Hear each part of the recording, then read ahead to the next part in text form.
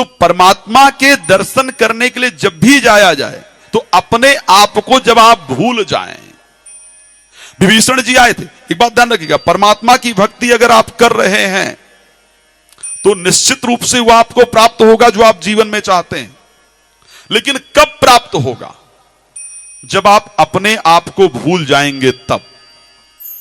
विभीषण जी राम जी के पास पहुंचे, पहुंच करके जब विभीषण जी, तो राम जी ने सबसे जाते ही राम तिलक तहीं सारा, सबसे पहले किस लिए आप आए हो वो काम आपका भगवान करते हैं। भगवान ने उनको राजा बना दिया। जो संपत्ति शिवराव नहीं दीन दिए दसमात और सोई संपदा विभीषण सकुच दीने रघुनाथ। जो संपत्ति रावण ने 10 सिर को अर्पण करके भगवान शंकर को प्राप्त किया था, वो संपत्ति भगवान राम ने अपनी शरणागति के कारण विभीषण जी को प्रदान कर दिया। लेकिन कब प्रदान किया? जब विभीषण जी ने कहा उर कछु प्रथम वासना रही प्रभु पद प्रीत सरित शोभाई। मेरे दिल में ये इच्छा थी कि मैं राजा बनूं। जब मैं आपके पास आया था तो मैं ये सोच कर आया था कि मुझे राज्य मिलेगा, मैं राजा बनूंगा। लेकिन आपके दर्शन करके वो राजा बनने की जो इच्छा थी वो दिल से खत्म हो गई। तो परमात्मा तभी आपको अपनाते हैं जब आप अपने आप को न पहचान करके सिर्फ परमात्मा को पहचानते हैं, तो परमात्मा आपको अपनाते हैं।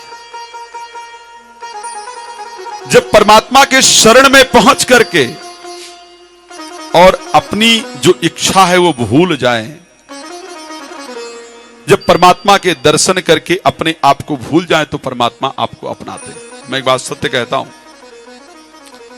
कि जब जैसे कथा होती है, कथा के बाद जब टीवी शोज में जाना पड़ता है, डिबेट उबेट में जाना पड़ता है, तो इच्छा नहीं रहती। इच्छा रहती कथा में रहो वो ज्यादा अच्छा है, कथा में रहो वो ज्यादा अच्छा है। क्योंकि इस महफिल में आने के बाद, ये मेरा अपना अनुभव है, मुझे नहीं लगता है कि किसी और महफिल में जाने की इच्छा होती हो। और मैं आप लोगों के लिए भी ये सोच सकता हूं कि शायद सब लोग 1 बजे का इंतजार होता होगा कि 1 बजे जल्दी हम पहुंचें और भगवान के नाम का स्मरण करें। क्योंकि जिसको इस महफिल की ललक लग गई उसको और कोई महफिल अच्छी लगे ये संभव नहीं है। तो आइए शब्दों से भी इस बात को बयान करें कि अब किसी भगवान से प्रार्थना करें कि प्रभु आपकी महफिल में आ गए हैं, अब हमें किसी और के सामने नहीं भटकना पड़े। सोचिए, बड़ी विचित्र कथाएं हैं हमारे शास्त्र के अंतर्गत और मानव जीवन को सिखाती हैं। जो देवहूति हैं, स्वयंभू मनु राजा की पुत्री है, सारी सुख सुविधा है। विवाह किसके साथ हो गया? ऋषि कर्दम के साथ हो गया, संत के साथ, साधु के साथ हो गया। कोई व्यवस्था नहीं उसके पास।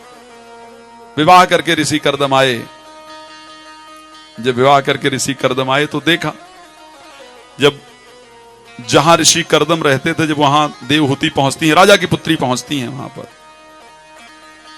तो पहुंचकर क्या देखती हैं कि ऊपर जो घर था ना, कहीं पर चिड़िया ने घोंसला बना रखा है, कहीं चिड़िया का घोंसला, कबूतर का घोंसला, कहीं कोई घोंसला। तो उन्होंने कहा स्वामी जी ये क्या है? बोले देवी ये मेरी तरह अपना इसको घर मानते हैं, तो मैं यहां रहता हूं, ये ऊपर रहते हैं। ठीक है। जब नीचे देखा तो कहीं सांप का बिल है, उसमें सांप बैठा हुआ है, कहीं बिच्छू का बिल है, कहीं चूहा बैठा हुआ है। तो बोले स्वामी जी ये क्या है? बोले देवी ये भी मेरी तरह अपना घर मानते हैं। तो बोले जब नीचे सांप बिच्छू रहते हैं, ऊपर सारे चिड़िया पंछी रहते, तो आखिर आप कहां रहते हैं? बोले देवी वो कोने में मेरा भी स्थान है, मैं वहां रहता हूं। ये एक्चुअल में हमारे भारतीय संस्कृति के अंतर्गत ये सिखाया गया था। मैं सत्य कहता हूं, मैं दोबारा उन चीजों पर जब जाता हूं, जब भगवान राम को बन दिया गया और भगवान राम बन के जो दुख है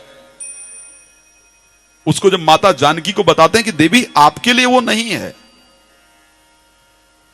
आपको बन नहीं जाना चाहिए, तो माता जानकी ने सुंदर उत्तर दिया कि प्रभु अगर मैं आपके साथ वन में जाऊंगी ना, तो वो वन मेरे लिए 7 राज्य से बढ़ करके, तनु बिन देह नदी बिन बारी, तनु बिन प्राण नदी बिन बारी, और तैसे नाथ पुरुष बिन नारी।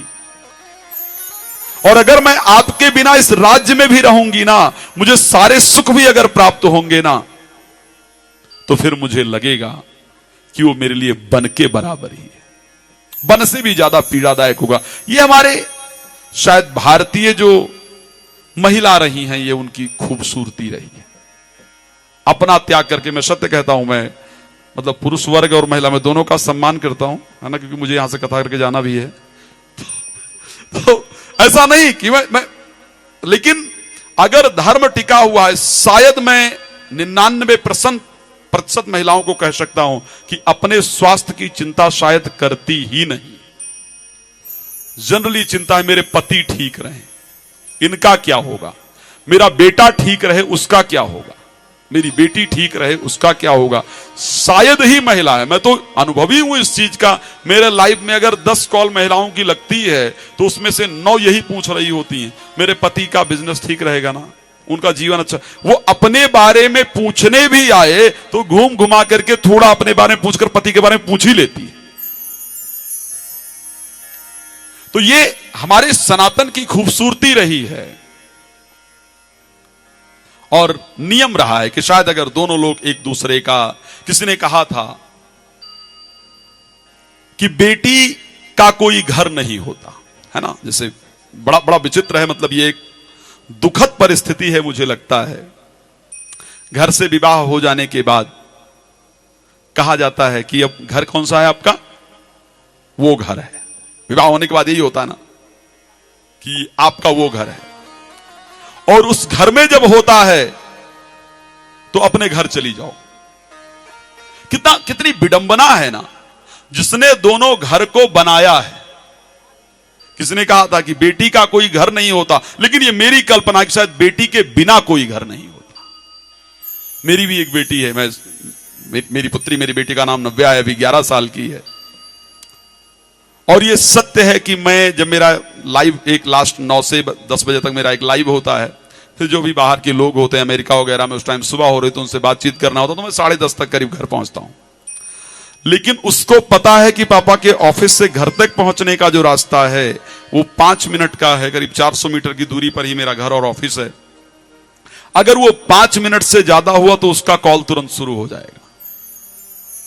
उस दिन जब तक मैं यहां पहुंचा नहीं हूं तब तक उसने रेगुलर कॉल किया है, पापा कहां पहुंचे हो, अब कहां हो, और अभी भी रात को सोने तक क्या खाया आपने, कैसे खाया, खाना क्या था, मुझे प्रतिदिन वो डिटेल देना पड़ता है। और ये मेरा सौभाग्य है कि जब से मेरी पुत्री का जन्म हो उसके बाद जीवन में मैंने वो सब कुछ प्राप्त किया है जो शायद मैं कभी सोच नहीं सकता था।